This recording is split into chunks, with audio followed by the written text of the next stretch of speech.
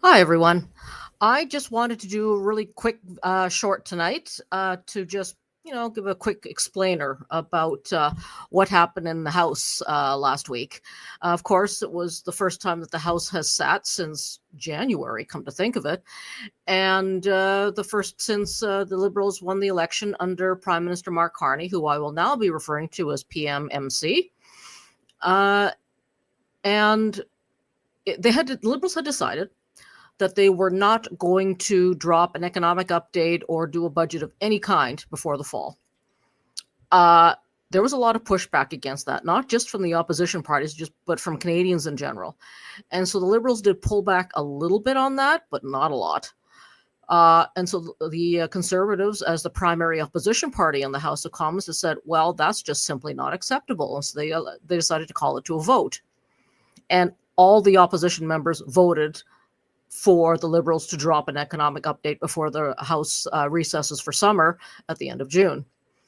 Now, this is something I didn't realize that was a thing in the House of Commons, something called a paired abstention, or in this case, 4 paired abstentions. And what happened was that there were 4 members of the opposition that could not be there for the vote. And so that meant that 4 Liberals had to not vote so that it got paired off and made it more even.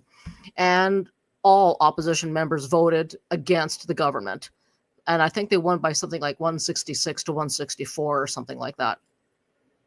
And so, yeah, the Liberals are going to have to drop an economic update for the end of June. Now, this was not a confidence vote. I mean, obviously, there's no danger the government's going to fall because of, not wanting to drop an economic update.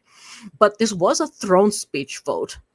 And the opposition has, they've made very clear, the Liberals have a very, very large majority. And so it would only take, 2 members of the opposition to vote for them to get bills passed and stuff.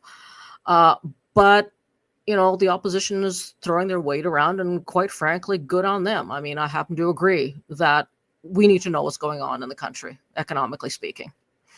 Anyways, I just thought I'd throw that out there tonight, and I will bid you good night.